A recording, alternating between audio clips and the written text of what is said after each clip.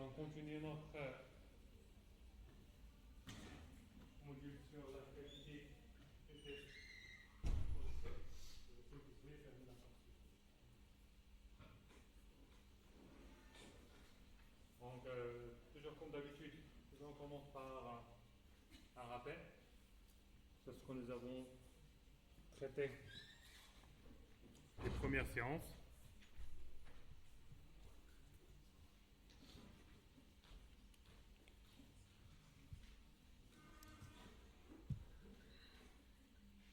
Donc, la dernière séance, nous avons parlé sur le processus de développement en général, ensemble des processus de développement. Et là, ces processus de développement, ce sont 4 activités principales. On commence par spécification, le développement, la validation, en vérifiant et en validant, puis on termine par l'évolution, ça veut dire améliorer les capacités du système. Ensemble de ces activités peuvent être traitées selon différents processus, selon les méthodes qu'on utilise. On peut parler généralement sur 3 modèles que nous avons traités, ces 3 modèles. C'est en cascade, incrémentation et intégration et configuration. En cascade, ça c'est un modèle très rigide. Pourquoi? Parce qu'il faut qu'on exécute les étapes une après l'autre. Une exécution séquentielle et elle est adaptée au système critique dans lequel nous avons les spécifications bien déterminées, les critères d'acceptation bien définis et le résultat, soit accepter le produit final bien fait ou bien on l'accepte. Incrémental, c'est itératif avec des feedbacks, généralement on a un feedback rapide, et là c'est idéal lorsqu'on a des besoins qui changent. Et l'intégration et configuration, c'est l'assemblage du composant. On ne commence pas le développement du zéro, mais on essaie d'intégrer différents composants. Et ça nous permet d'avoir une livraison rapide. Et ces modèles ont tous objectif de répondre aux problématiques du changement, des changements en termes du besoin du client, mais le problème n'a pas vraiment été résolu. D'où il y avait le mouvement sur l'agilité. Vous vous rappelez l'agilité? L'objectif c'est, on nie pas le changement, on néglige pas le changement, mais on essaie de l'accepter et faire avec. C'est une réponse aux limites des différents modèles planifiés en gestion sur le. L'agilité a connu vraiment un succès vu le contexte favorable sur lequel il est actuel. Le contexte favorable vu que beaucoup de produits logiciels commerciaux sont développés de petite et moyenne taille. Ça veut dire que la plupart des entreprises de développement développent des petits projets, des systèmes de petite et moyenne taille destinés à des petites entreprises. Et parfois aussi, on peut avoir un système informatique en interne qui va développer des solutions propres à l'entreprise en interne. Ce type d'un mode de développement a vraiment contribué au succès de l'agilité. Et différentes méthodes agiles sont populaires. Nous parlons de Scrum, Extreme Programming, Crystal, avec beaucoup de méthodes. Dans cette séance, on va essayer de voir un tout petit peu en détail la méthode Scrum. Comment on peut utiliser Scrum, comment on peut gérer un projet avec la méthode Scrum. Donc, tout d'abord, pourquoi Scrum? Scrum, c'est un framework très utilisé pour la gestion des projets informatiques, qui permet de répondre aux limites du modèle en cascade, car elle permet de donner des produits rapides avec des itérations adaptées au changement de l'utilisateur et une livraison très rapide, et aussi permet de répondre représente une réponse structurée aux différents défis du succès d'un projet logiciel. Scrum se base sur trois piliers. Premier, c'est transparence. Ça veut dire qu'on a une visibilité du travail, du progrès et de l'ensemble des obstacles.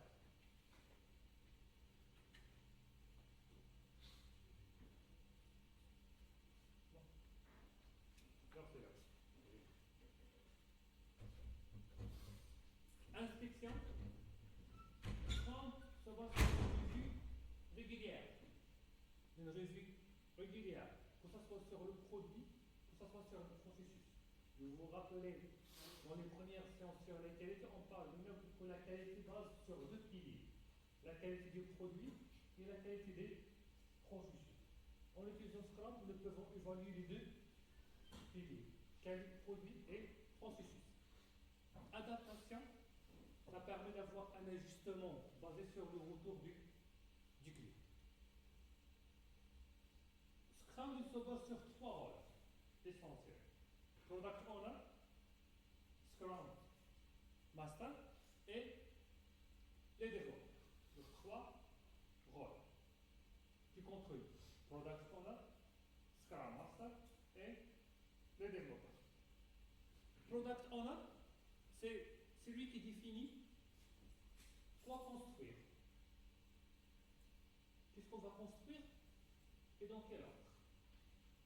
Qu'est-ce qu'on va réaliser et quel est l'ordre qu'on va suivre.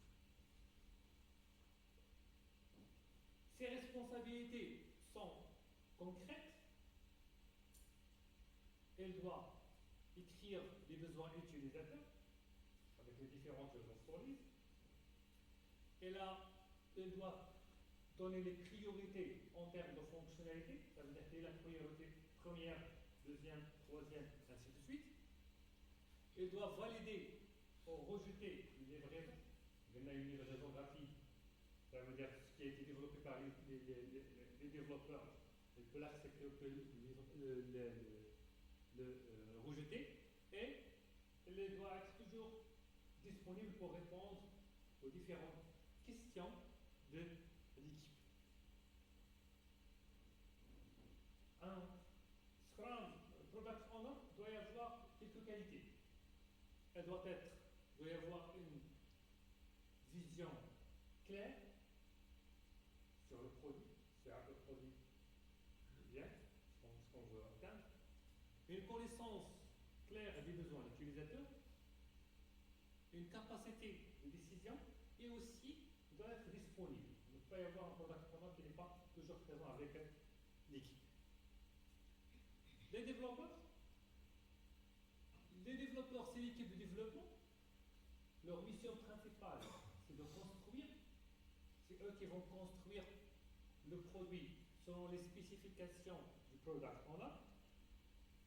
Elles doivent avoir un ensemble de responsabilités.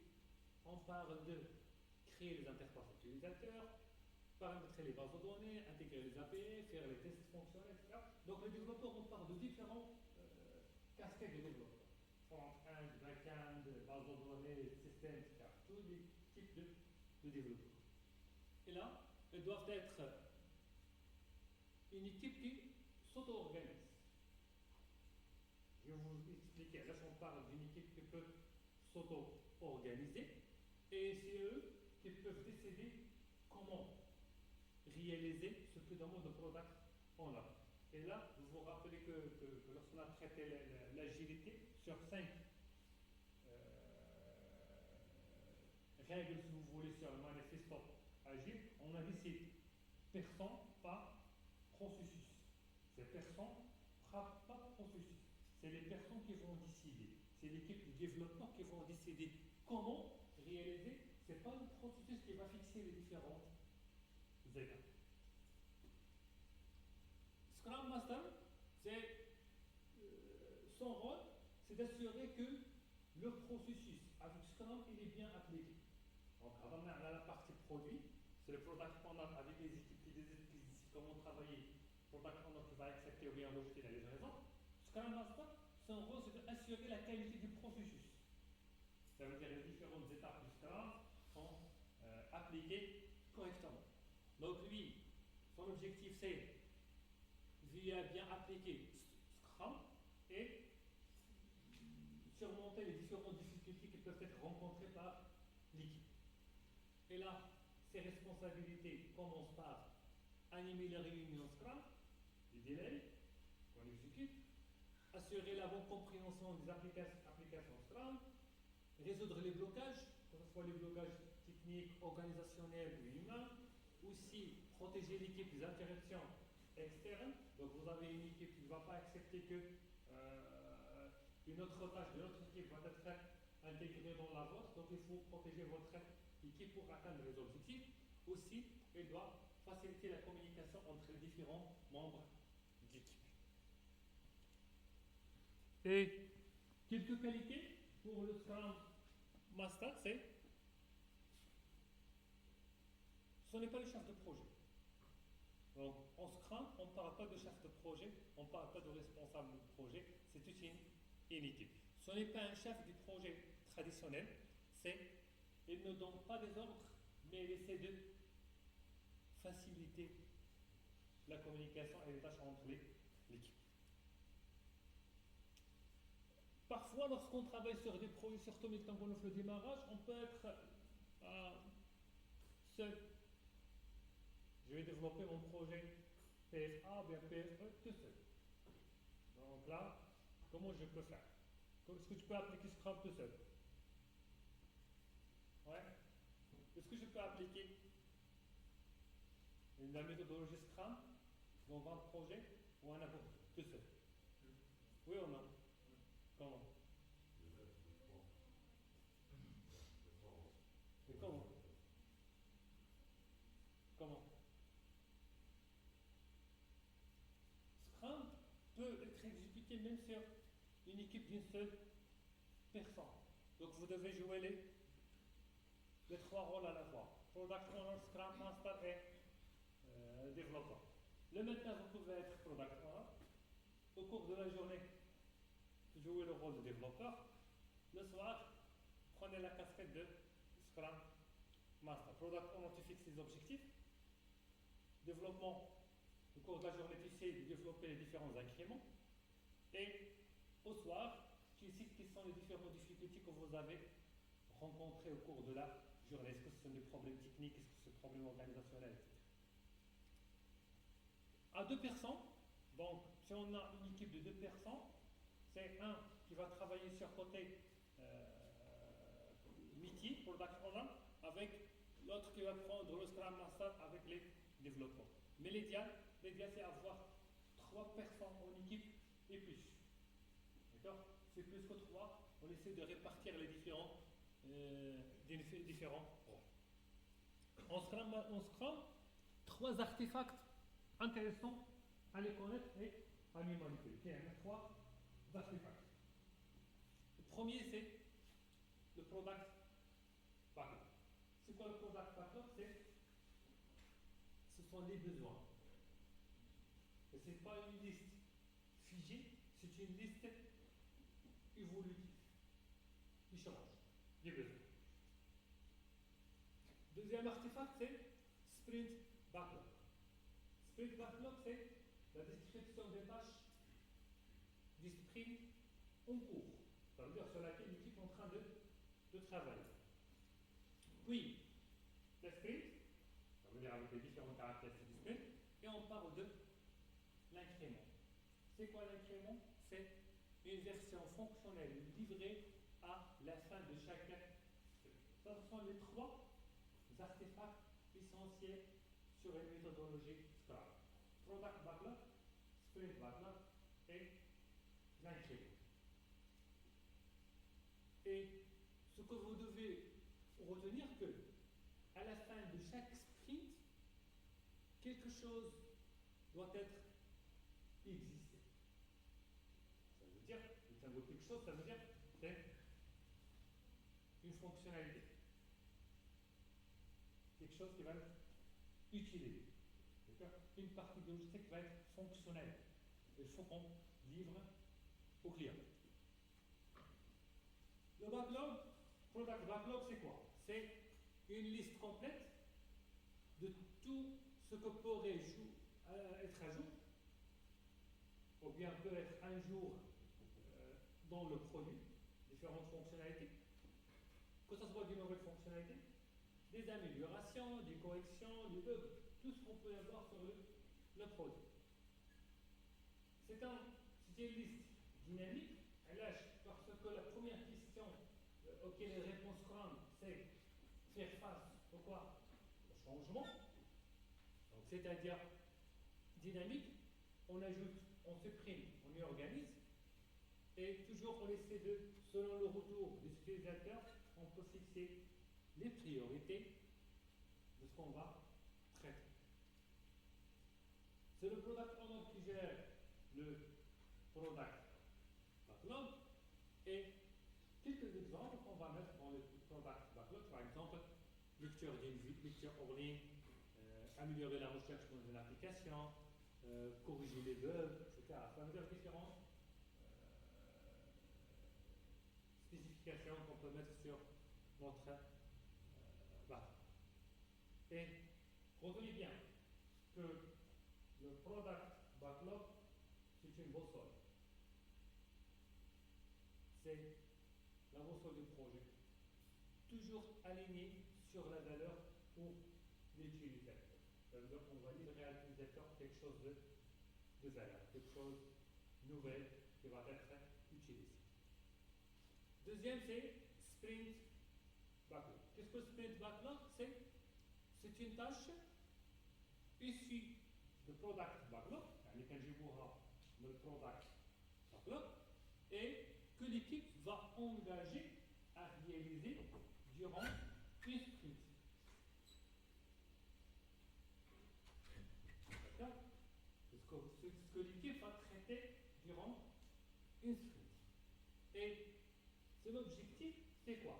C'est transformer la vision produit en un plan concret, exécutable, réaliste et limité dans le temps. Et généralement, on fixe la tâche de 2 à 4 semaines au maximum. On n'essaie pas de dépasser les 4 semaines de travail. Donc, les responsabilités, c'est les développeurs et c'est eux, collectivement, qui décident qu'est-ce qu'on va travailler sur cette sprint.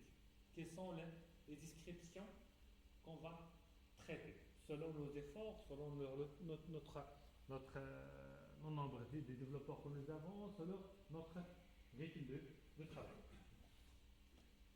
Et exemple par exemple, donc on prend mode plan écran pour une application de gestion de vidéo, contrôler la vitesse de lecture pour un système, si je veux développer par exemple un système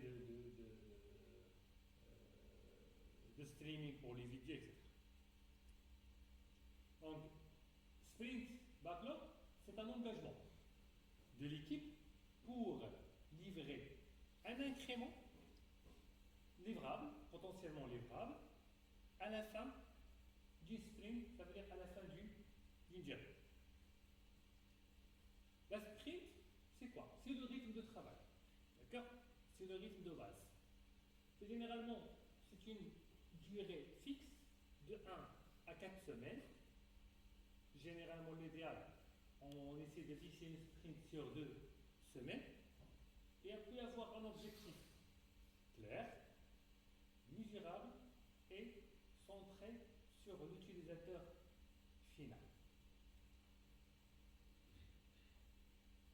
C'est un cadre animé par le Scrum Master durant la sprint et exécuté par l'ensemble de l'équipe de Scrum Team. Pour une sprint, toujours il faut calculer la vélocité. La vélocité, c'est la capacité de production de l'équipe. Ça veut dire que l'équipe peut produire combien? Un chiffre, une métrique. Vous connaissez chaque fois de la calculer. Pourquoi on calcule la vélocité de la sprint?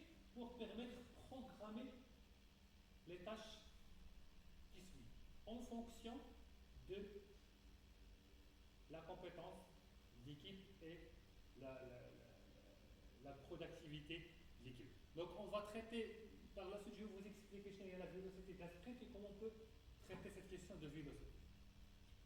La vélocité, c'est tout simplement la somme des story points des différentes user stories qui ont été finalisées, ce qu'on appelle les classements home de done, les user stories done. Et pour fixer qu'une user story a été faite, definition of done, c'est quoi? C'est un ensemble d'exigences concrètes et véritables qu'une user story doit remplir, considérées comme terminées et livrables. Ça veut dire quels sont les différents critères qui peuvent être vérifiés pour dire que la tâche peut être terminée. Et là, on fixe l'ensemble des dogs en évitant les malentendus entre les product owners et l'équipe. Ça veut dire on parle le même langage, on contrôle une fonctionnalité. Garantir que la qualité, chaque incrément, et là ça rejoint la notion de la qualité que nous avons traitée, on ne peut pas livrer un produit sans le tester.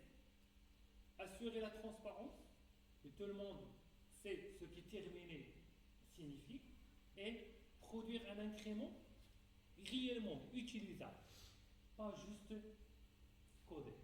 Et ça c'est important. Quelques exemples de definition of done pour des user stories. On parle par exemple code écrit. Pour livrer, vous devez écrire un code. Un code bien structuré, d'accord? Selon les spécifications. Code revue. Vous devez au moins effectuer une revue par les pairs. Vous savez, la revue par les pairs, ça veut dire, moi je vais écrire le code, toi tu vas essayer de lire mon code. D'accord? Et l'inverse. On est dans la même équipe, tu vas me donner ton code, je vais essayer de le lire. On appelle la revue par les pairs. Faire tous les tests unitaires. Vérifier que faire les tests d'intégration aussi, passer. Vérifier que les critères d'acceptation validés. Faire la documentation de la tâche. Essayer de ne pas y avoir des bugs bloquants et intégrer livrer le code sur la branche master du projet. Alors, ce sont quelques exemples. Si on respecte l'ensemble de ces critères, ça veut dire que la tâche a été terminée. D'accord? Déjà, mais il va dire que on est en train de faire quoi? Ouais.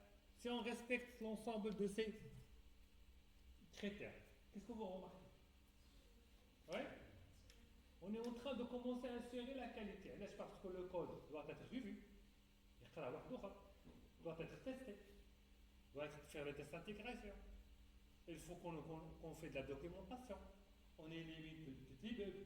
Déjà, là, on part qu'on est en train de donner un incrément de qualité. Déjà, là, il y a des critères d'ordre.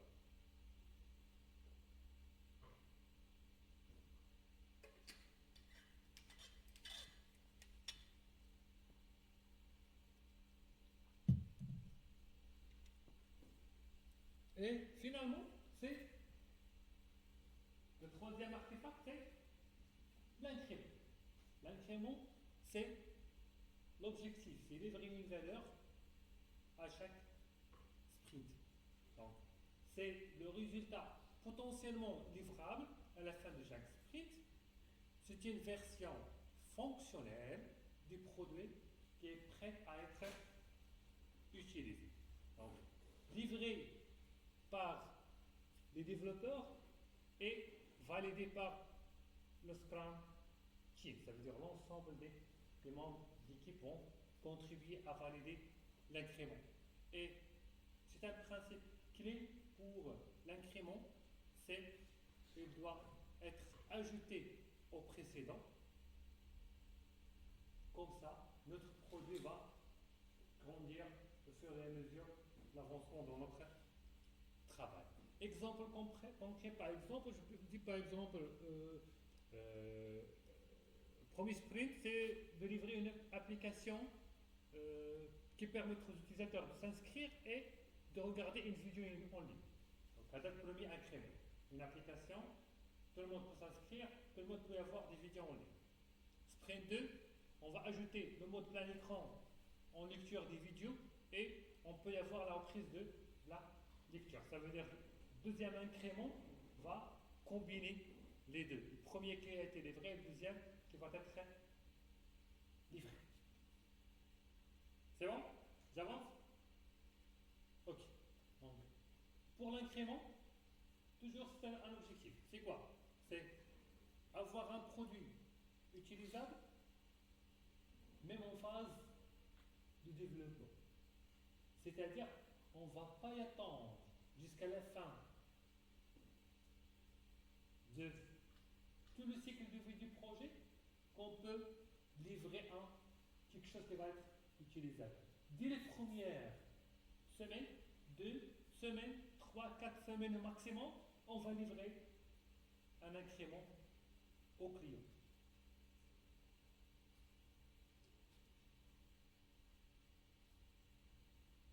Le product backlog, c'est un ensemble de user story. J'ai cité qu'il faut qu'on écrit, c'est le product owner qui va définir les différents user stories. Finalement, les user stories. User story, c'est une technique, façon, qui permet de passer du comment au pourquoi. Du comment et pourquoi. Si je vous demande, je veux y avoir vous devez me développer une interface qui va me permettre de se connecter en créant une API REST avec JWT et MySQL. Vous connaissez c'est quoi l'API REST? API REST, oui. JWT, MySQL. D'accord? Alors, colonnes, ce sont des. Comment elles sont? Ce sont des spécifications qui dérivent. Oui? C'est technique. D'accord? Là, l'objectif, c'est quoi? C'est de faire une authentification personnalisée. Ça veut dire, même si je n'ai pas la possibilité de se connecter au serveur pour récupérer l'historique de mes connexions, je peux toujours garder l'historique de mes connexions en interne dans ma machine. Donc, c'est une spécification technique, opaque, parce que vous n'avez pas compris de quoi il s'agit, peut-être que je fais à l'âge. Et c'est vraiment technique. Par contre, si je vous dis, quelqu'un peut lire la vie? On vous aide, tu peux la lire? En tant qu'utilisateur, je vais créer un compte afin de personnaliser mon expérience. Est-ce qu'il y a une différence entre les deux? Elle a dit c'est une user story, d'accord? Ça c'est une user story. Elle est centrée sur qui? Ouais? Centrée sur qui? C'est l'utilisateur. Donc là, c'est une valeur pour l'utilisateur. Là, on parle d'un. C'est technique. Là, on parle utilisateur. Ce qu'il veut l'utilisateur. Alors les deux, c'est la même chose. Les deux, c'est la même chose. User story, on parle du pourquoi. Le pourquoi. Qu'est-ce qu'on a besoin? D'accord? Mais je ne demande pas comment tu vas le faire. C'est à vous de le voir. Mais l'essentiel, tu vas me donner la possibilité de se connecter à l'application d'une façon personnalisée et ça va me permettre de personnaliser mon expérience. D'accord? C'est pour cela que les user stories permettent de passer du comment au pourquoi. Comment c'est technique, pourquoi c'est la valeur. Ça c'est l'objectif du user story. Donc, user story, ça permet de transformer des idées floues en besoins concrets, compréhensibles par tous les développeurs. Et la formule magique pour écrire une user story, est en tant que je veux, afin de. En tant que je veux, afin de.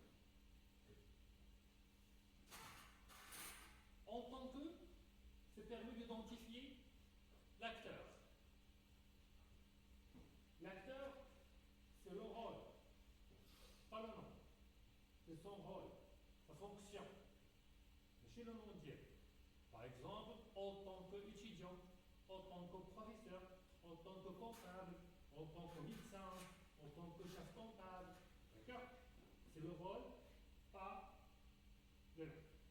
Je veux, c'est d'écrire une action simple et concrète. On décrit une action.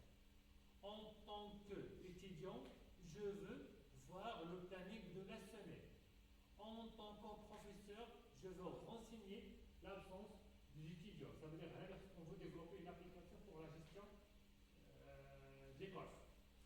Afin de, c'est permet d'expliquer la valeur métier aux utilisateurs. Quelle est la valeur métier derrière cette user story, ou bien quelle est soit la valeur métier ou bien la valeur pour l'utilisateur. Et là, je peux dire, en tant que professeur, je veux renseigner l'absence afin de retrouver les absents. C'est-à-dire, je veux avoir la possibilité de, en tant que prof, avoir l'application, en tant que prof, renseigner l'absence, parce que je me le bilan de la fin du semestre, ou bien de la fin de semaine, je peux connaître ce qui a été présent, ce qui a été absent. Par contre, pour les étudiants, ils vont te dire, en tant qu'étudiant, je veux voir le planning de la semaine afin d'assister à la séance. Je m'arrête que la semaine, je vais le planning à quelle heure ça commence la séance, etc. Là, on parle sur valeur utilisateur. Et les user stories permettent d'éviter le afin de. Si on n'a pas fixé afin de, là, on va rater la valeur. Si on n'a pas mis afin de, on rate la valeur.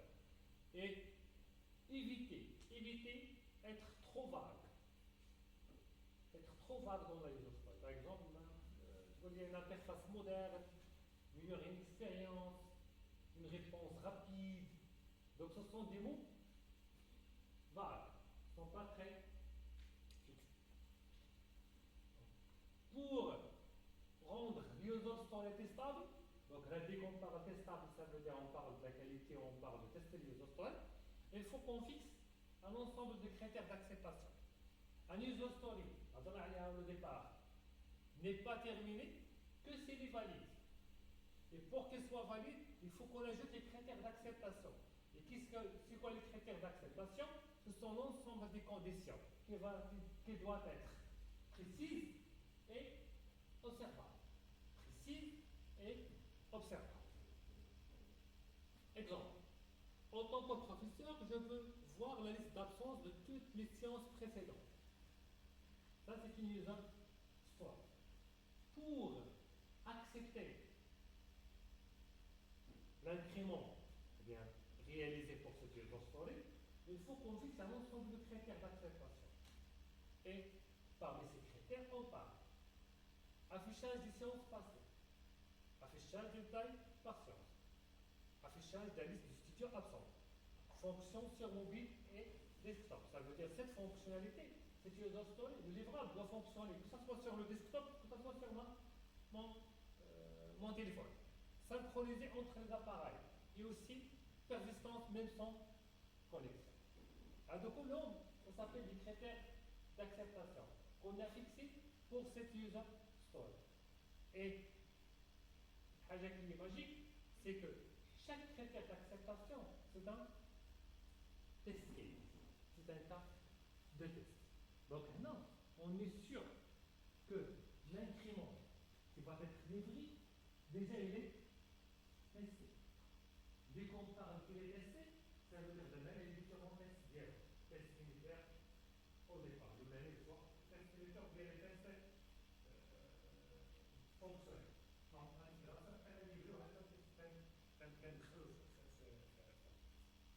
Donc, donc déjà, on est sûr que nous avons testé. On ne va pas livrer quelque chose qui n'est pas testé. Donc maintenant, les premières phases, la qualité, ça commence à être évaluée, à être respectée. répertoire en même temps un objectif. Donc, quelques bonnes pratiques pour l'user story. Donc tout d'abord, utilisez un langage simple, primitif, langage très simple. Votre coach user story avec un langage très soutenu, mais très simple, primitif. Se concentrer sur une seule action, pas beaucoup d'actions, une seule action. Pour ça, une action simple.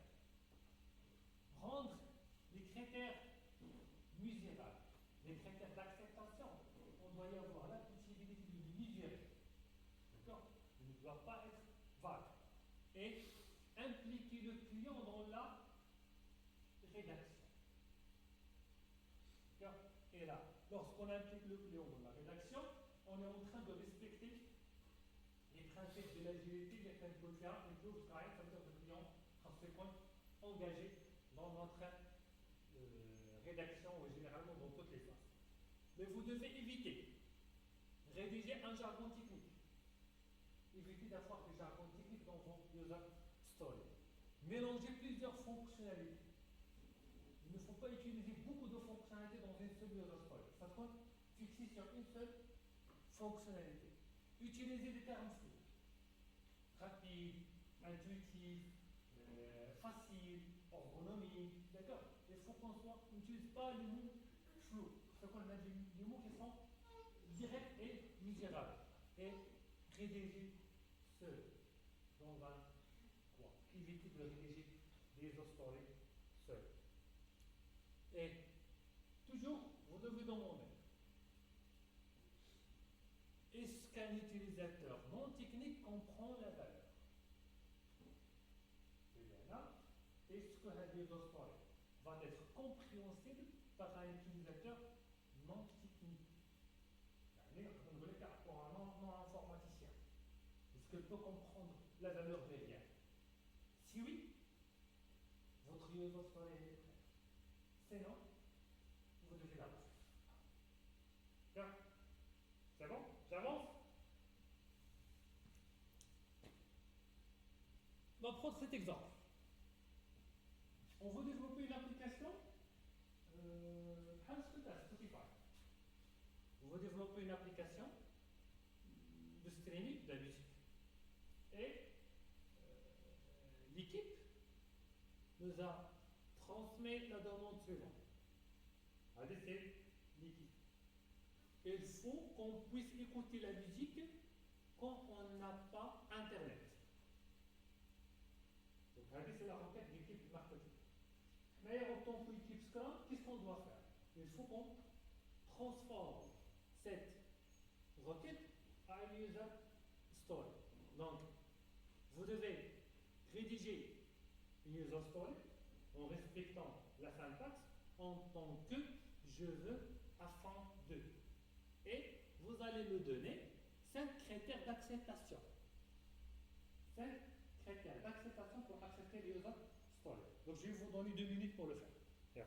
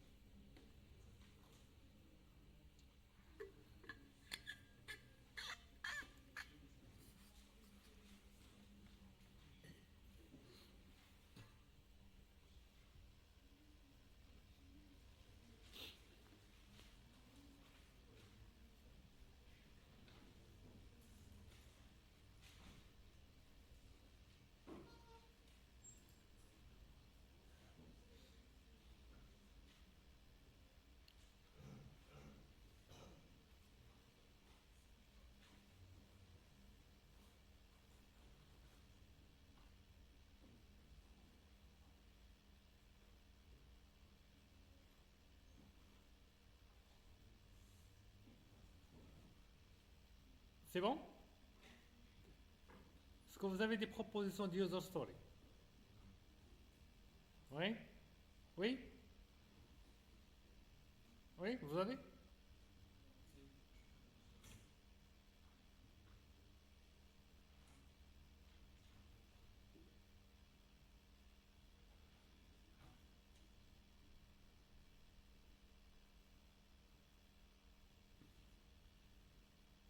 Une proposition?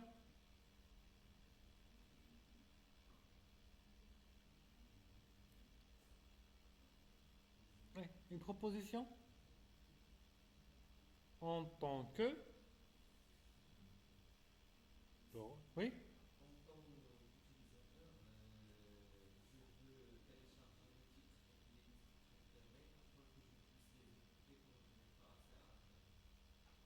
Oui, oui. En tant qu'utilisateur, je veux télécharger mes playlists préférées yak, afin que, bien, afin de l'écouter quand je n'ai pas d'internet. Oui. Est-ce que vous êtes d'accord sur cette user story? Est-ce qu'il peut répondre à la question de l'équipe de marketing? Oui ou non? Oui? Non? Quels sont les critères d'acceptation? Critères d'acceptation. Ça veut dire, si on va livrer un incrément qui contient cette fonctionnalité, ou bien qui respecte la user story, le split, comment on va dire qu'il est accepté? Ou comment on va dire qu'il est done? Oui? Et pour tester, il doit y avoir les critères d'acceptation. Donc les critères d'acceptation sont comme ça. À partir de user story. Oui, bien sûr. C'est les critères d'acceptation.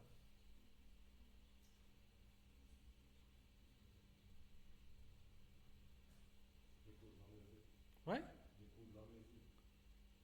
Écho de la musique. Euh,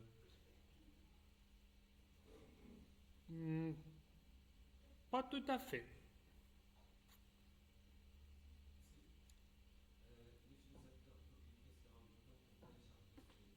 Très bien. L'utilisateur peut télécharger. Oui, très bien. Quoi d'autre?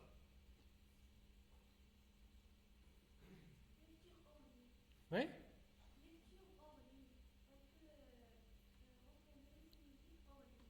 كيفاش lecture en ligne?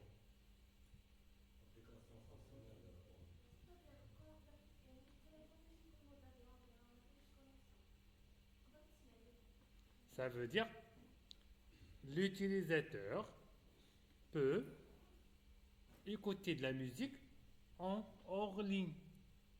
Critère d'acceptation. D'accord? Oui. Quoi d'autre? Là, t'as juge.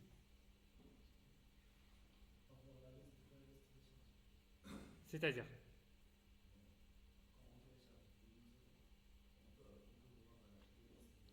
Très bien.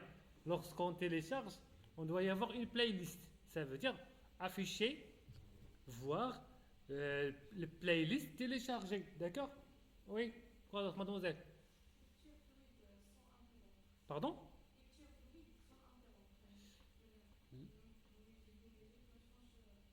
Oui, on peut le mettre. Oui, oui, on peut y avoir. On peut y avoir. On peut y avoir.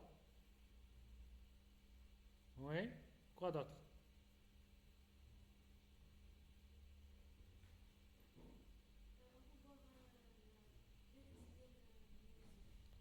Et non, les reins téléchargés ou bien que nous avons téléchargés?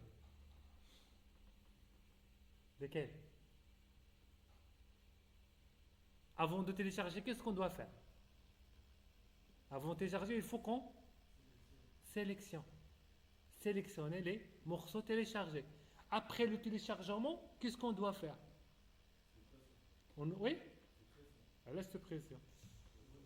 Tout d'abord, avant de se prévenir, il faut qu'on voir les playlists téléchargées. D'accord? Mais toujours, j'aurai la possibilité de supprimer des morceaux téléchargés. D'accord? Donc c'est très simple. à partir d'une requête marketing, on a fixé une user story. Et cette user story, pour l'effectuer, pour la transformer en livrable, il faut qu'on fixe un ensemble de critères pour l'accepter. Donc si on développe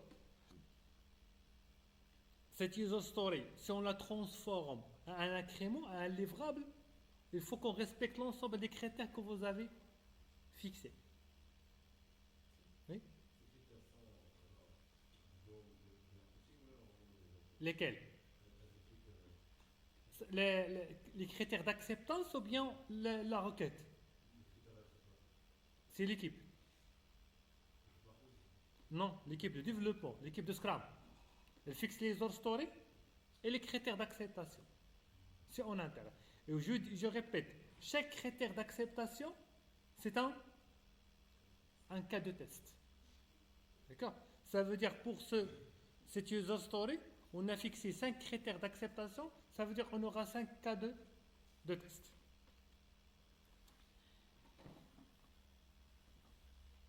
Une user story, c'est une tâche. D'accord? Et la tâche, il faut qu'on l'estime. Il faut estimer la tâche. Est-ce qu'elle est difficile ou bien facile? Et là, comme la user story que vous avez fixée, est-ce qu'elle est simple ou bien difficile?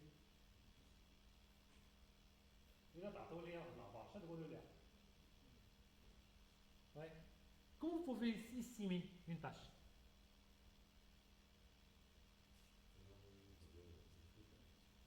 Nombre de critères d'acceptation. C'est-à-dire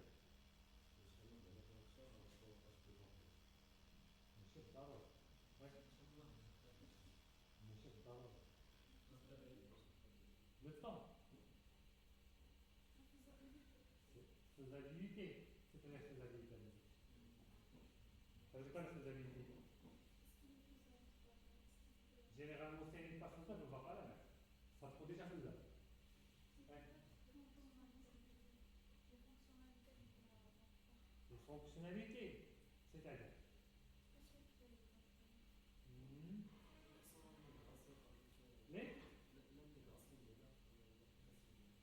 l'intégration et c'est-à-dire non, monsieur Darwin. Ils vont montrer 2 méthodes pour estimer la tâche. Première étape, c'est ce qu'on appelle t-shirt. Méthode t-shirt. La méthode t-shirt, c'est une méthode qui permet de comparer la complexité des tâches par mesure en heure. Car à gauche, elle a la tâche qu'on perd d'heure, mais on parle de complexité de la tâche. Et on peut aller dans l'échelle de XS tel XR en termes de complexité. Donc, pour chaque tâche, on peut attribuer l'étiquette. Et là, ça rend que la tâche qui est rapide, intuitive et éviter la fausse précision. On parle premièrement de XS. XS, c'est vraiment une tâche de modification cosmétique ultra simple. Je demande de changer la couleur du bouton. Vous avez une interface, quand il y a un bouton, je demande de changer la couleur du bouton. C'est une tâche très très simple. D'accord? Je te dire là, très complexe. D'accord? Mais la fixe à la table des faits, on va te dire, je sais pas. C'est un peu difficile de juger par en temps. D'accord? Mais avec des étiquettes, c'est simple. On peut le dire XS.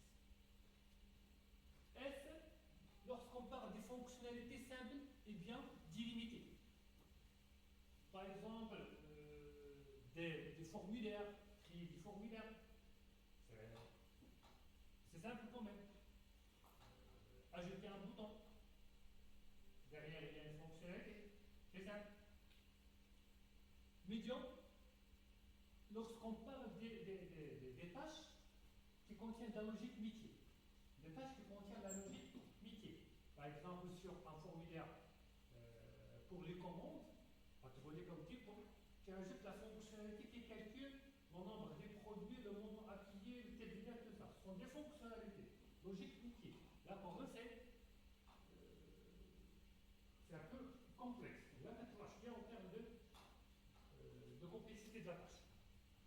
Large, c'est lorsqu'on parle de fonctionnalités complexes qui impliquent plusieurs systèmes.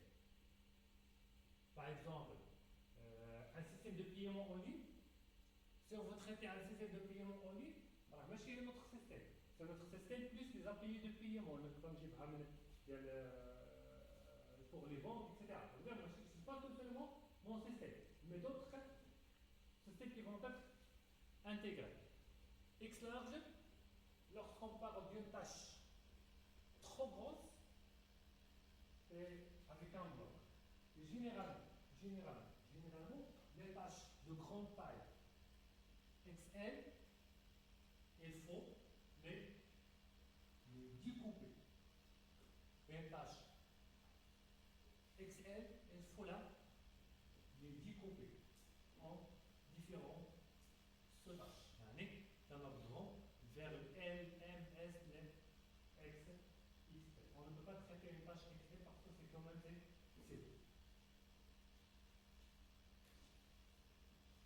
Si on prend ces tâches, il faut les installer pour l'application toujours qu'on est en train de développer.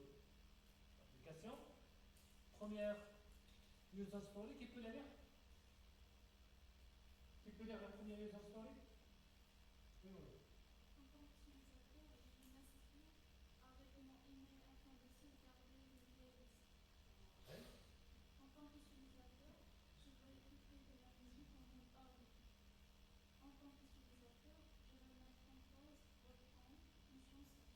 En tant qu'utilisateur, je vais créer une playlist personnalisée. En tant qu'utilisateur, je vais partager une playlist via un lien. Et en tant qu'utilisateur, je vais revoir des recommandations basées sur mon historique. Donc, ça c'est l'ensemble des user stories pour l'application. Imaginez que vous êtes une équipe. On va d'abord que vous communiquez. On va dire le 3-3. D'accord? Vous me donnez une étiquette pour chaque user story. S, XS, S, N, L, XL. Alors, donnez une étiquette avec une description. Pourquoi? Bien, ça commence 2 minutes. Chaque page, une étiquette avec une description. Pourquoi? Bien, rapide. XS, S, N, XS, S, N, L, XL.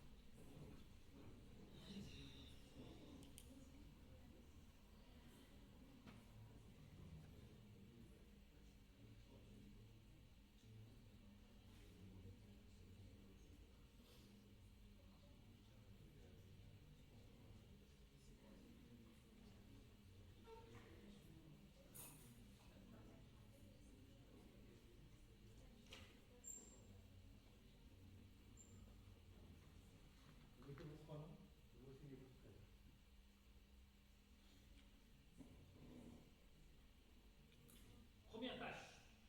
Première tâche. En tant qu'utilisateur, je vais m'inscrire avec mon email afin de sauvegarder mes playlists. Comment vous jugez cette tâche? Ou bien cette user story? Quelle taille? Oui. M. Pourquoi M? Oui.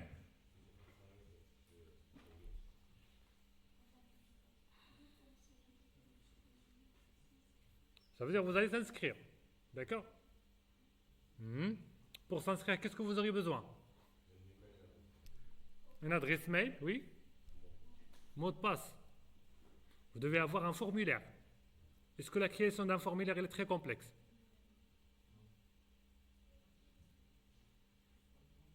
Ouais.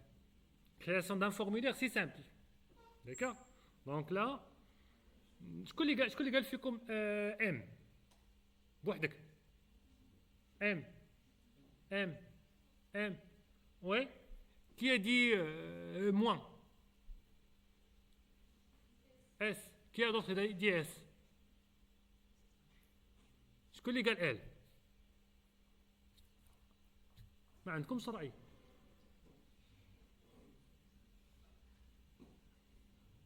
non. Chaque tâche, vous devez l'estimer. Vous devez avoir la possibilité d'estimer, d'accord? L'effort. Pourquoi? En fait, ça c'est un formulaire, d'accord? Généralement, créer un formulaire, c'est très simple. Derrière, il n'y a pas vraiment... entre... Oui.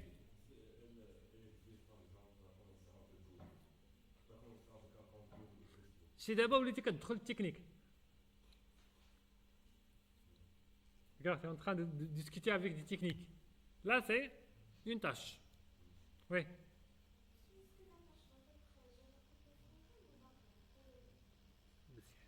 Là, on est en train de créer un formulaire. On veut créer un formulaire pour faire l'inscription. Tout simplement. Côté backend, qu'est-ce qu'on aura côté backend?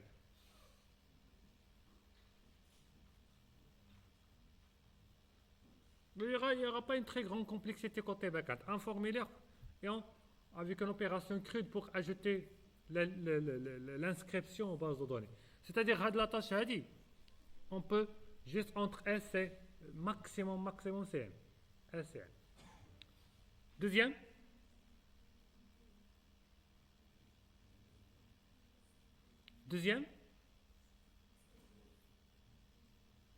Oui. Deuxième tâche. Deuxième user story. Comment vous pouvez juger?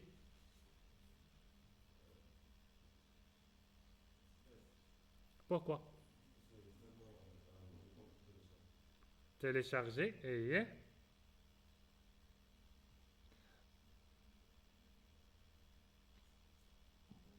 télécharger, ça va. Écoutez, vite. Supposons que j'utilise deux appareils. Synchronisation. Donc là, ça commence un peu d'être compliqué. D'accord? Oui? Il faut garder toujours la même qualité. Donc là, on peut aller vers même L. D'accord? La dernière user story.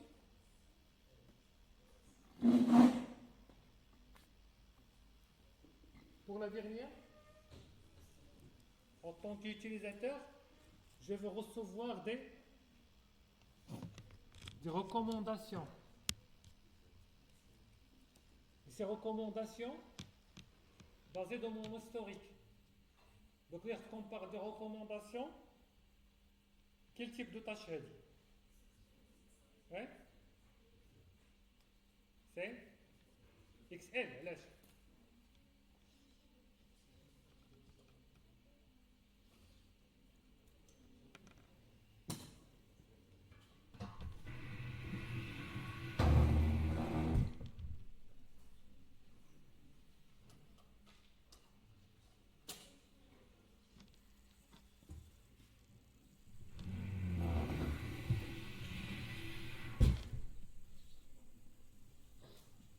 Pourquoi XL?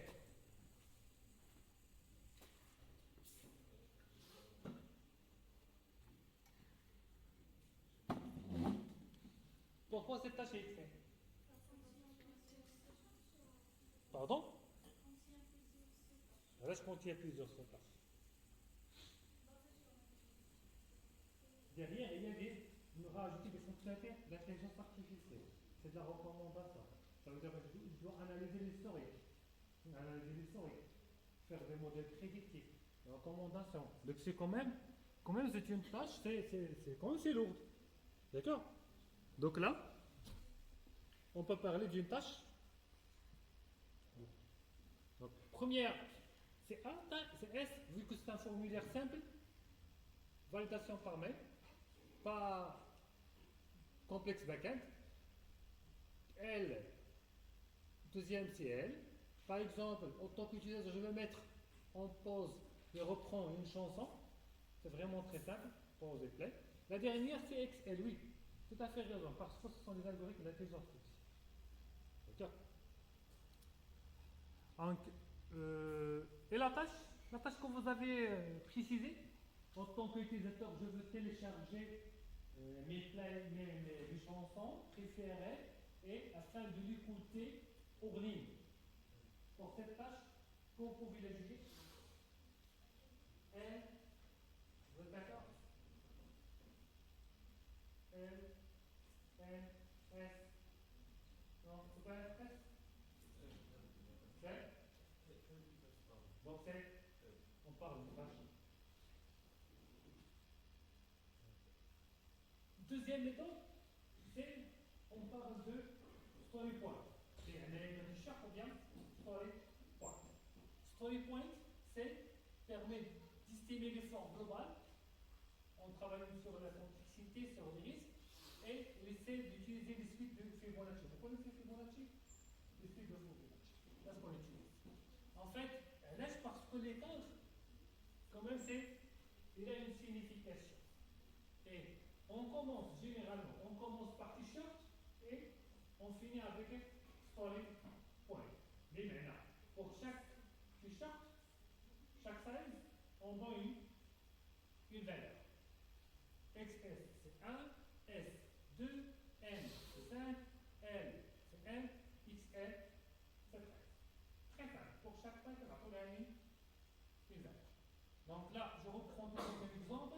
Donc ici, pour chaque taille, on peut donner une valeur. Donc on aura sur les points comme ceci. D'accord? C'est 2, 8, 1, 3, 2, 4. C'est bon? Ça, c'est la façon pour estimer ces tâches, estimer l'effort nécessaire. Et pour votre tâche que vous avez fixée, delta L, on peut la convertir à la valeur 5 ou la 8. 8. Ça veut dire la tâche de télécharge, etc. C'est une tâche dans laquelle on va donner une story point de 2. Ces story points, c'est ce qu'on utilise pour calculer la vélocité. La vélocité, c'est le rythme. La vélocité, c'est ce qui permet de mesurer la capacité de l'équipe à livrer des sprints. Et c'est ce qu'on utilise pour planifier le futur. Ça veut dire quoi? On calcule la vélocité. Sprint 1, l'équipe a pu réaliser 3 user stories. 1, 3, 4 et 5. Pour chaque user story, nous avons fixé un point. Et à total, attendez, 8 points. Donc, deuxième sprint, user story, l'équipe a pu travailler sur une user story de 8 points. Donc, la vélocité de cette sprint, c'est 8 points. Si je veux programmer sprint prochaine, donc je travaille avec moi, le point. La première, l'équipe a travaillé 8 points. La deuxième, elle a travaillé une user story avec 8 points. Donc la troisième, l'équipe va traiter combien? 8 points. D'accord? Ça veut dire que je vais choisir soit une user story de 8 points, ou bien 10 user stories pour compléter les 8 points. Parce que c'est ça le rythme. C'est ça la capacité de notre équipe. Toujours ça rejoint la question d'agilité. C'est qu'on travaille avec le rythme vite. Donc là, ça veut dire prochain sprint va être une sprint qui est autour de 8 points. Il y a une fonctionnalité de 8 points. Soit on va traiter la fonctionnalité que vous avez fixée, ou bien je vais choisir d'autres fonctionnalités moins complexes, mais à ne pas dépasser de 8.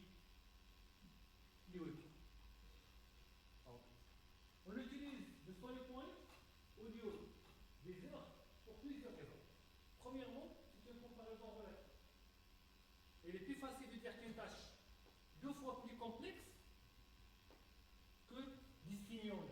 Il a décidé à c'est pas vraiment. Mais je veux dire, il est plus complexe que l'autre, c'est la signification.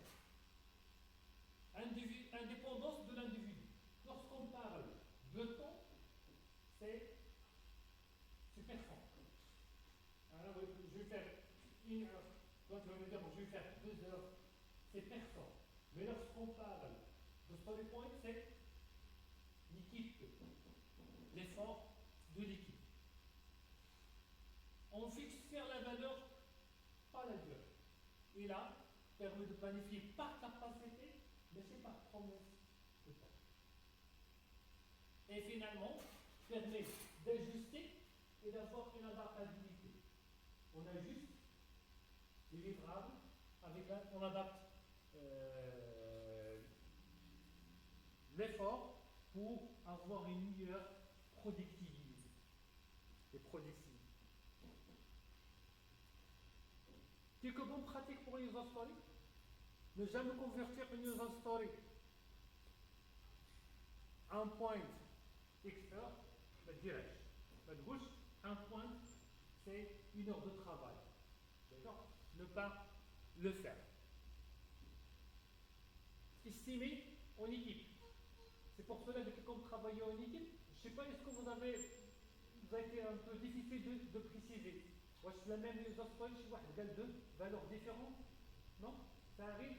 Donc c'est exactement ce le cas. Dans une équipe, on peut donner, même équipe, on peut donner différentes valeurs à la même tâche. D'accord? Au là, il s'appelle panel poker.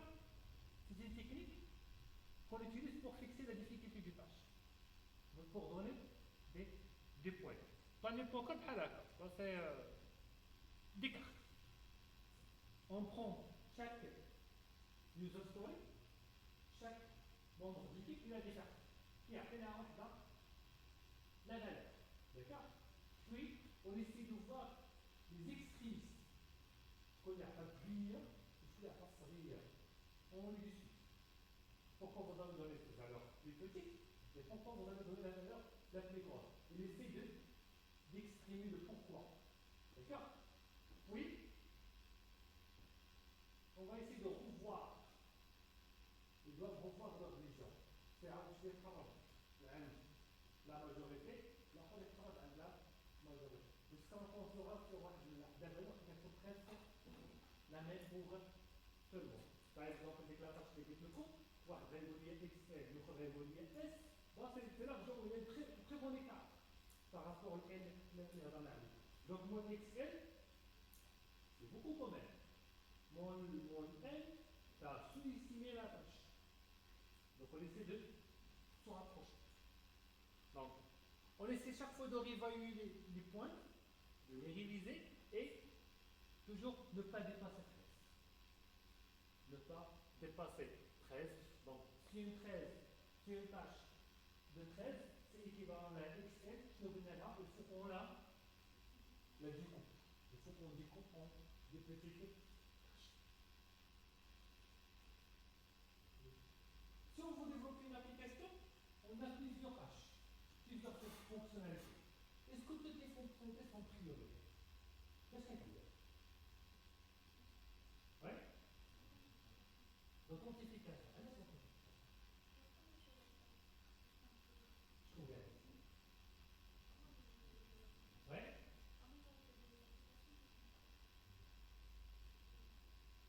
En fait, pour dire oui.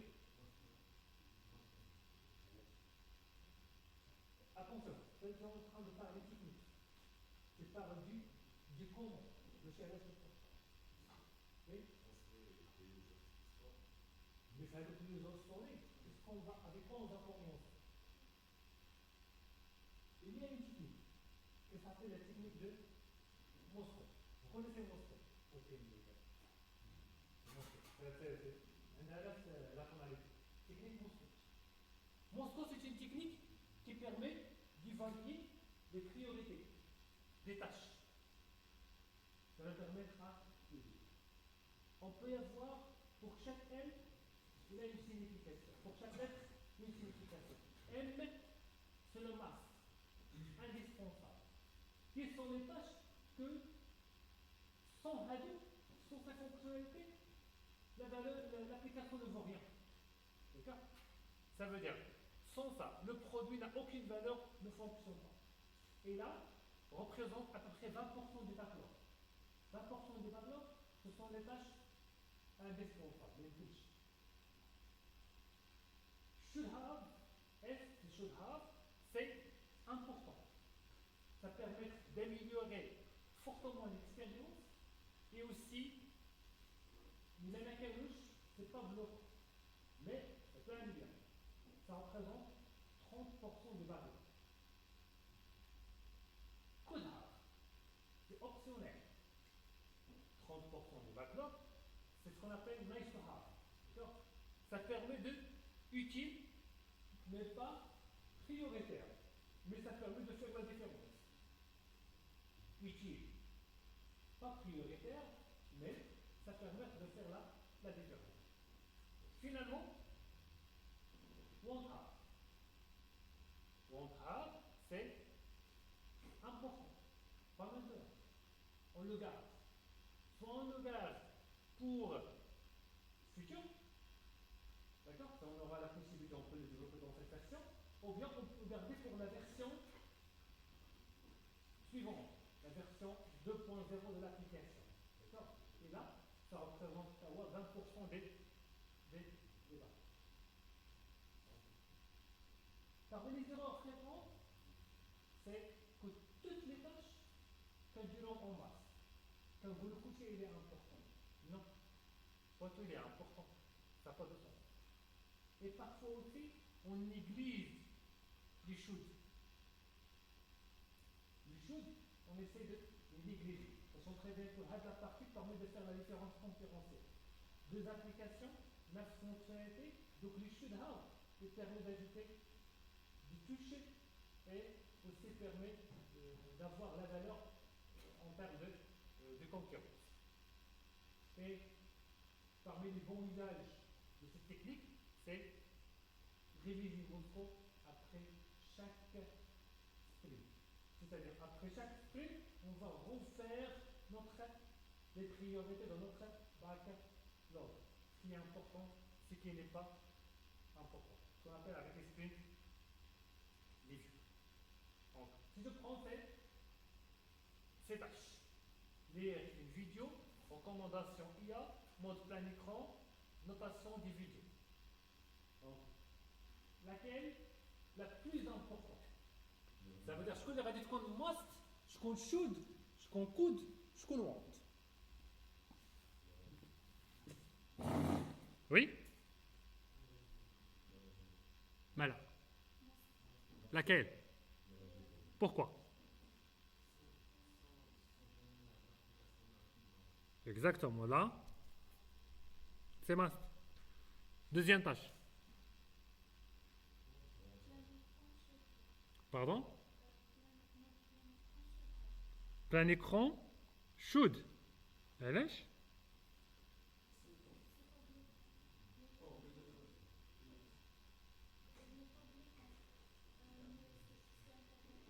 N'est pas bloquant. Oui. Oui. Recommandation? Nice to have? Nice to have ou won't have? علاش؟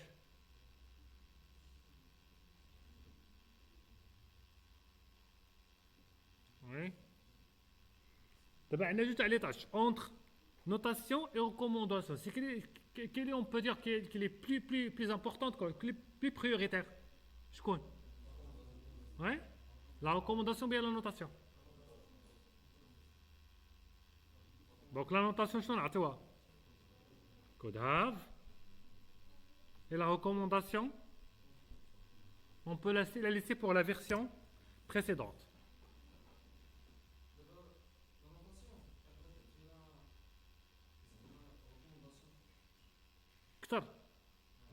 La notation peut donner de la recommandation. Ça veut dire la notation plus importante que la recommandation. N'est-ce pas?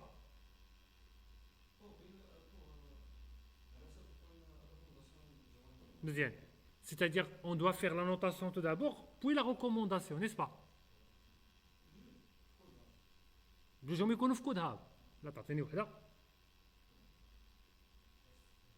Une seule. Qu'est-ce que tu vas choisir?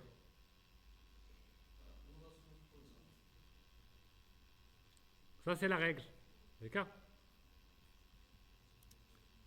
Recommandation, c'est une tâche trop complexe pour MVP. Vous connaissez c'est quoi le MVP? Minimum Valuable Product. Ça veut dire un produit avec le minimum. Et c'est ça ce qu'on cherche avec Scrum, d'avoir un minimum. Oui? C'est pas les 50% d'un projet. Généralement, c'est les 20%. Les massas. Donc, tu as 10%. Mode plein écran, c'est une amélioration de l'expérience, mais pas vraiment bloquant pour un MVP. Si on n'a pas le mode plein écran, mais l'utilisateur arrive à voir, donc ça marche. Et l'annotation, c'est une fonctionnalité intéressante à voir, mais c'est pas très bloquant.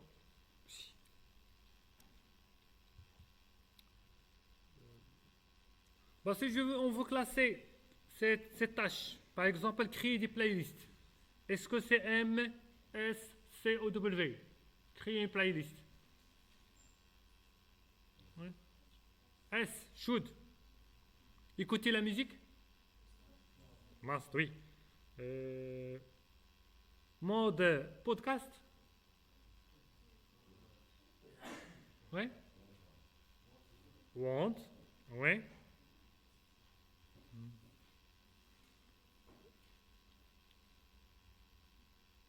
Partage de playlist? Must? Parce que c'est pas bloquant si on n'a pas le voir.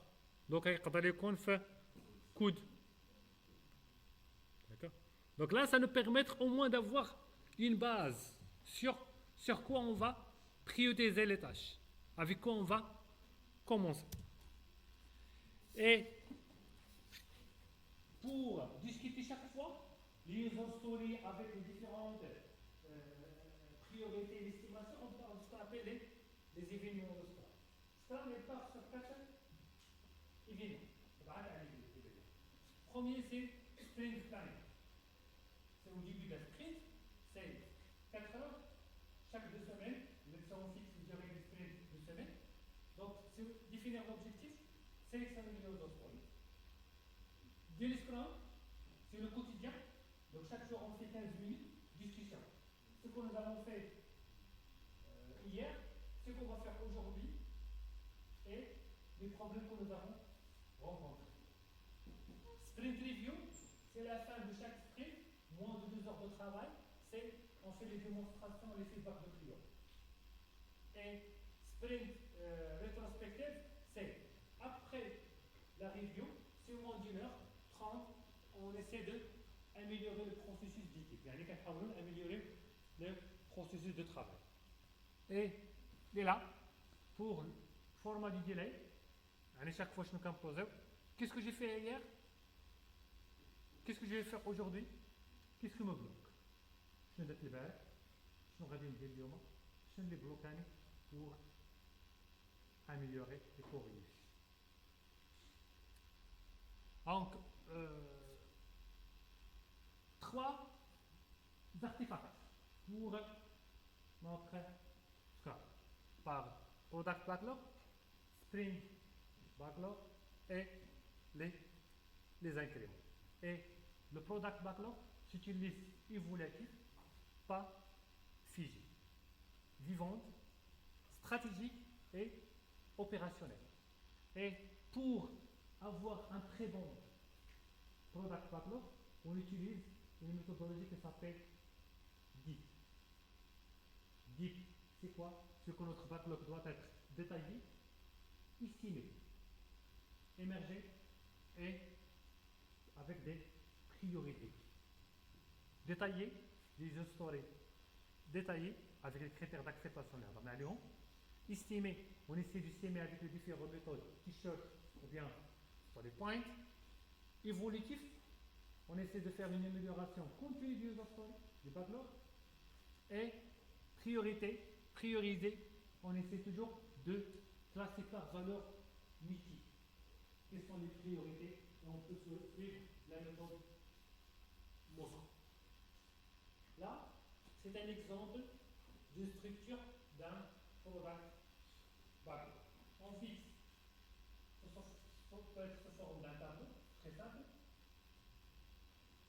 Numéro 2, user story. User story, la priorité, est-ce que c'est une masse, should, could, want, l'estimation, les critères d'acceptation, le statut, est-ce qu'il est en cours, en backlog, en sprint, en cours, terminé, et quelques notes. Et pour gérer un backlog, product backlog, on peut utiliser différents outils. Parmi les outils, vous pouvez avoir Trello, Notion, Jira. C'est plus complet, c'est plus technique, donc il y a beaucoup de trucs qu'on peut faire.